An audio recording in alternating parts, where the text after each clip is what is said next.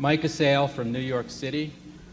Could you explain a little more about what you've called the mind of the consumer and the nature of the product, and explain how you actually apply these concepts to find the companies with the growing demand and the best investment potential?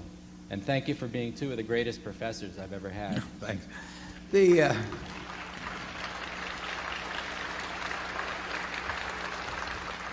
What you really, when you get into consumer products, you're really interested in finding out or thinking about what is in the mind of how many people throughout the world about a product now and what it's likely to be in their mind 5 or 10 or 20 years from now. Now, virtually every person in the globe, maybe, well, let's get it down to 75% of the people in the globe, have some notion in their mind about Coca-Cola.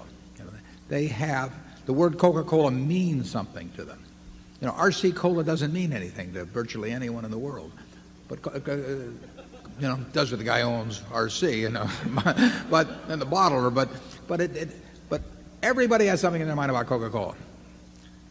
And overwhelmingly, it's favorable. It's associated with pleasant experiences. Now, part of that is by design. I mean, it is where you are happy. It is at Disneyland, at Disney World, and it's at ballparks, and it's every place that you're likely to have a smile on your face, including the Berkshire Hathaway meeting, I might add.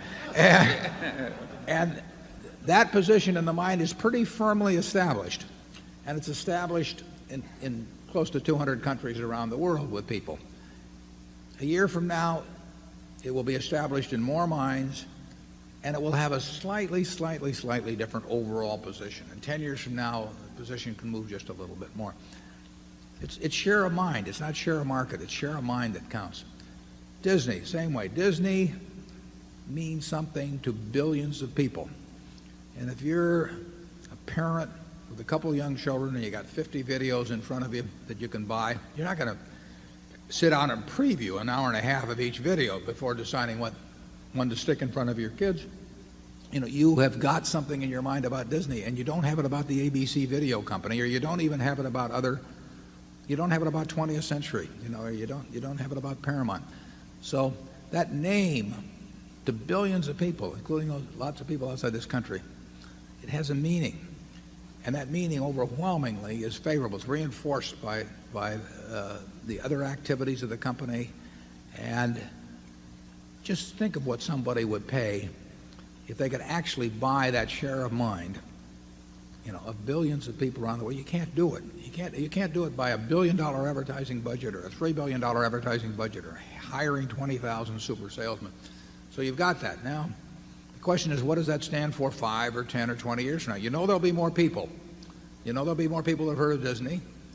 And that there will always be parents that are interested in having something for their kids to do. And that kids will love the same sort of things. And, that whoops.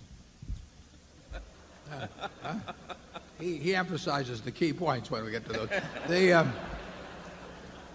But that is what you're trying to think about with the consumption product. That's what Charlie and I were thinking about when we bought See's Candy. I mean, here we were in 1972. We think we know a fair amount about candy. I know more than when I sat down this morning. I mean, I had about 20 pieces already. But, does their face light up on Valentine's Day, when you hand them a box of candy and say, it's some nondescript thing and say, here, honey, I took the low bid, or something of the sort. And no, I mean, you want something, you've got tens of millions of people, or at least many millions of people that remember that the first time they handed that box of candy, it wasn't that much thereafter that they got kissed for the first time or something. So it's the memories are good, the association's good. Total process isn't just the candy. It's the person who takes care of you at Christmas time when they've been on their feet for 8 hours and people have been yelling at them because they've been in line with 50 people in line and that person still smiles at them. The delivery process, it's the shop in which they get all kinds of things. The treat we give them, it's all part of the marketing personality. But that position in the mind is what counts with a consumer product. And that means you have a good product, very good product. It means you may need tons of infrastructure because you got to have that. I had a case of cherry coke awaiting me at the top of the Great Wall when I got there in China. Now that you've got to have something there so that the product is there when people want it. And That happened in World War II.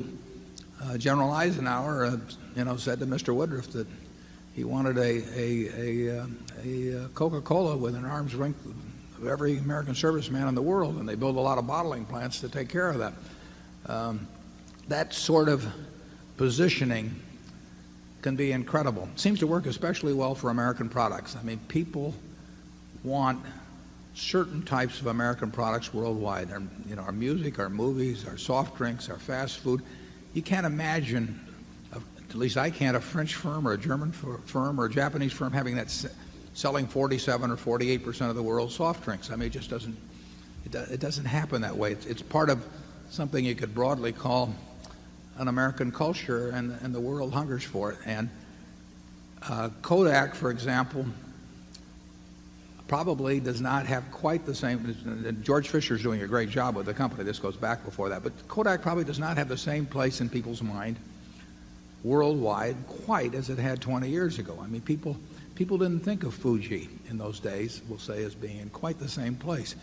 And then Fuji took the Olympics, as I remember, in Los Angeles, and they pushed their way to more of a parity with the Kodak. And you don't want to ever let them do that. And that's why you can see a Coca-Cola or a Disney or companies like that doing things that you think, well, this doesn't make a hell of a lot of sense. If they didn't spend this $10 million, wouldn't they still sell as much Coca-Cola? But, I quoted from that 1896 report of Coca-Cola and the promotion they were doing back then to spread the word. You never know which dollar is doing it, but you do know that everybody in the world that's virtually has heard of your product. Overwhelmingly, they've got a favorable impression on them, and the next generation is going to get it. So that's what you're doing with consumer products.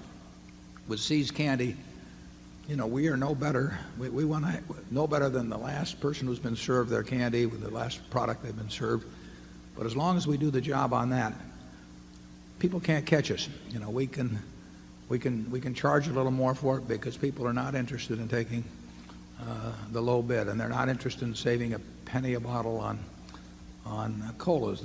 Remember, we've talked about in these meetings private labels in the past. And private label was stalled out in the soft drink business. That they want the real thing, and 900 and some odd million 8-ounce servings will be served today of Coca-Cola product around the world. 900 million, and it'll go up next year, the year after. And I don't know how you displace companies like that. I mean, if you gave me $100 billion, and I encourage any of you who are thinking about that to step forward, but if you gave, and you told me to displace the Coca-Cola company as the leader in the world in soft drinks, I wouldn't have the faintest idea how to do it. But, those are the kind of businesses we like. Charlie? Yeah. I think the See's Candy example has an interesting teaching lesson for all of us. Warren said it's the first time we really stepped up for brand quality. And it was a very hard jump for us who had been used to buying dollar bills for 50 cents. And the interesting thing was that if they had demanded an extra $100,000 for the See's Candy Company, we wouldn't have bought it. And that was after Warren had been trained under the greatest professor of his era and had worked 90 hours a week. And eating a lot of chocolates, too. Absorbing everything in the world. I mean, we just didn't have minds well enough trained to make an easy decision right. And by accident, they didn't ask the extra $100,000 for it, and we did buy it, and as it succeeded, we kept learning.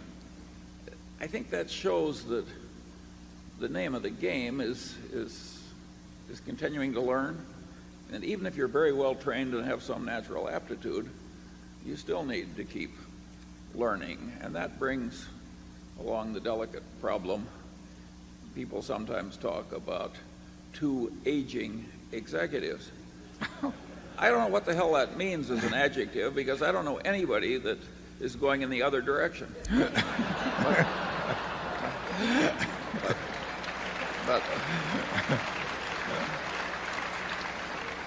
But you people who hold shares are betting for a while at least until younger successors come along, you're betting to some extent on what we'll now tactfully continue to call aging executives continuing to learn. If we hadn't have bought Seas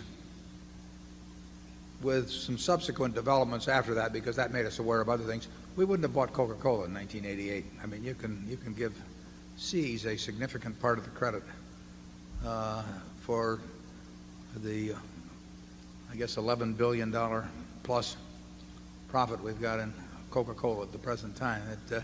Now you say, well, how could you be so dumb as not to be able to recognize a Coca-Cola? Well, I don't know, but you're only drinking about 20 cans. Yeah, a day, right. It wasn't I hadn't been exposed to it, it's amazing. But it just made us start thinking more. We saw how decisions we made in relation to Seas played out in a marketplace and that sort of thing, and we saw what worked and didn't work, and it made us appreciate a lot what did work and shy away from things that didn't work. But it definitely led to a Coca-Cola, and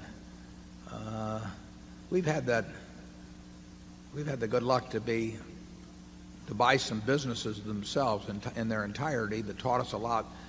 We bought, and this worked in the other direction. I mean, we were in the windmill business one time. I was, Charlie stayed out of the windmill business, but I was in the windmill business and pumps and third level department or second level department stores, and I just found out how tough it was and how you could apply all kinds of energy to them, and it didn't do any good. It made a great deal of sense to figure out what pond to jump in, and what pond you jumped in was probably more important than how well you could swim. Charlie? I don't think it's necessary that people be as ignorant as we were, as long as we were. I think American education could be better, but not in the hands of many of the people who are now teaching it. Is there any group we've forgotten to offend? I mean.